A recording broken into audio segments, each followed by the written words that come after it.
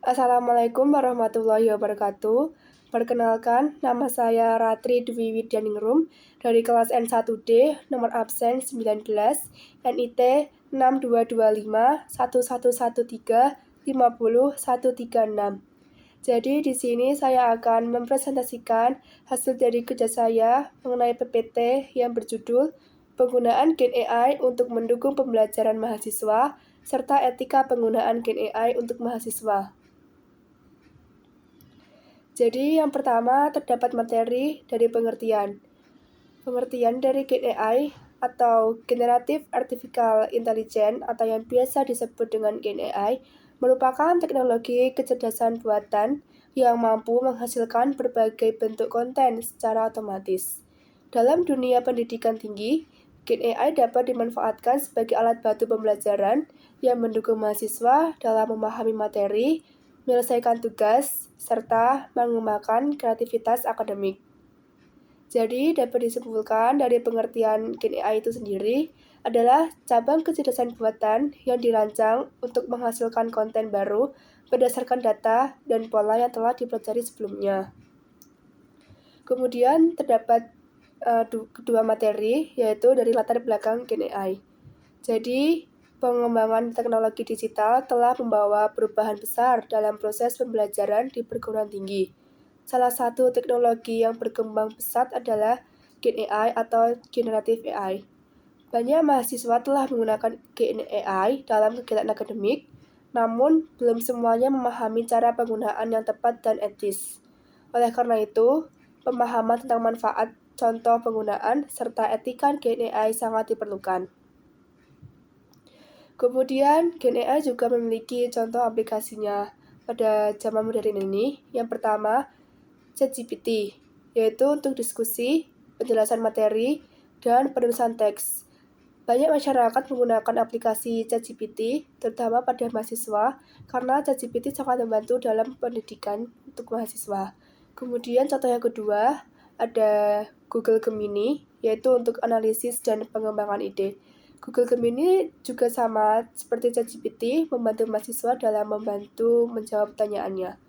Kemudian yang ketiga, terdapat Microsoft Copilot untuk membantu penulisan dokumen, yaitu aplikasi yang memudahkan mahasiswa dalam membuat dokumen.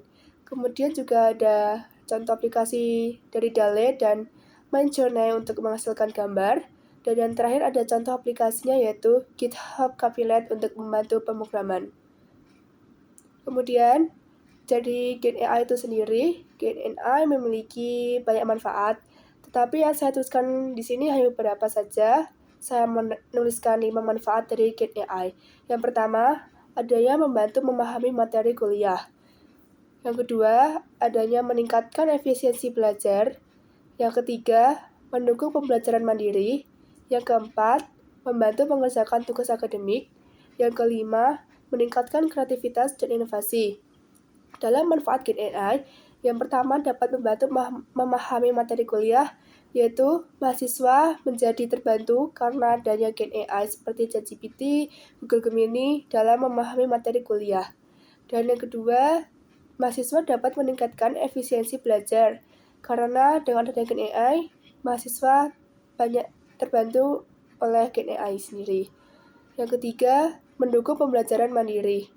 Yang keempat, Gen AI membantu banyak mahasiswa untuk mengerjakan tugas akademik. Sebagai contoh, ketika mahasiswa terdapat soal yang mereka tidak ketahui, mereka bisa menanyakan ke Gen AI seperti GPT dan lain-lain. Kemudian juga meningkatkan kreativitas dan inovasi, membuktikan bahwa banyak mahasiswa semakin menggunakan Gen AI, dampak positifnya salah satunya mereka bisa meningkatkan kreativitas. Kemudian, selain Gen AI memiliki banyak manfaat, Gen AI juga memiliki banyak keterbatasan. Keterbatasan dari Gen AI itu sendiri yaitu memiliki informasi yang dihasilkan tidak selalu benar, dapat mengandung bias, serta tidak selalu sesuai dengan konteks lokal. Oleh karena itu, mahasiswa tetap harus melakukan verifikasi terhadap informasi yang diperoleh. Jadi maksud dari keterbatasan generatif AI adalah walaupun kita sudah menggunakan AI terutama pada mahasiswa, kita jangan langsung percaya karena tidak sepenuhnya jawaban dari GenAI seperti GPT, Gemini, dan lain-lain itu benar.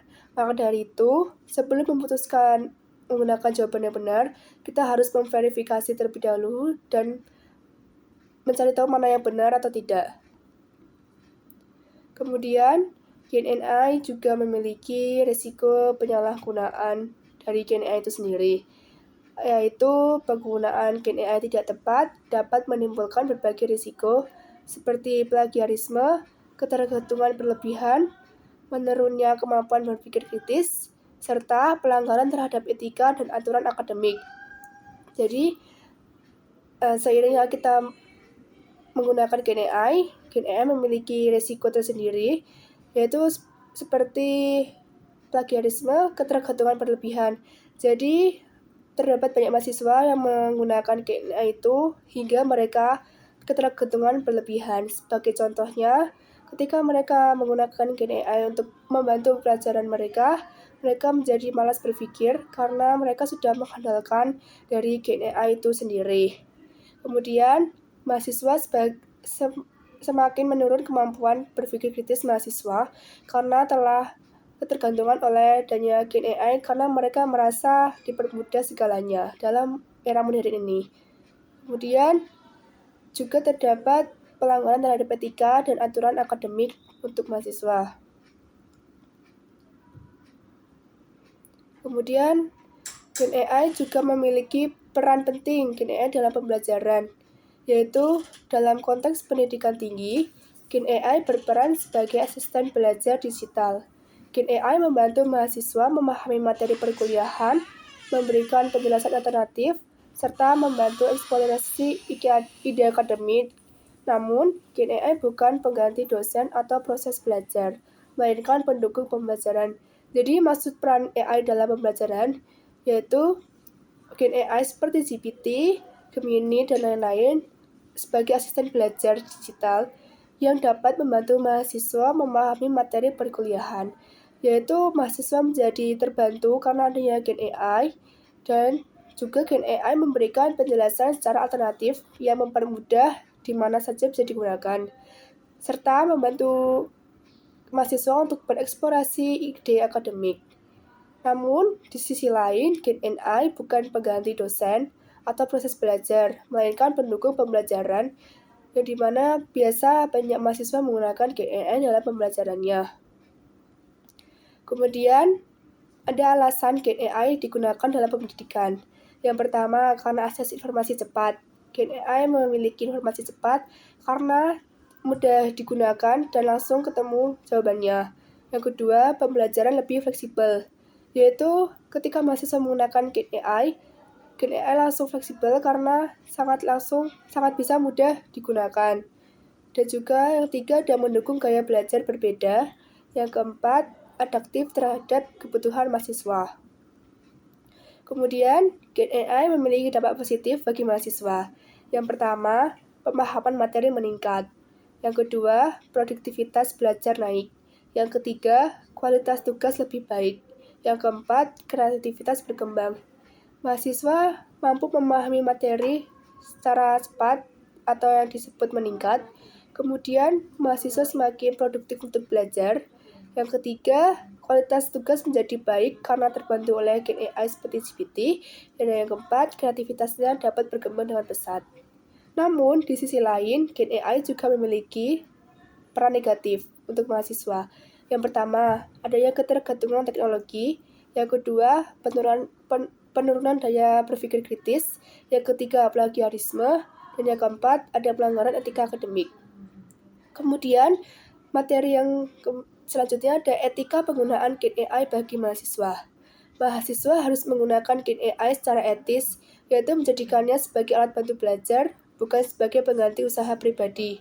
Mahasiswa masih memahami materi yang disajikan, tidak menyalin mentah hasil GenAI, serta mematuhi kebijakan akademik yang berlaku. Kemudian, yang terakhir ada kesimpulan.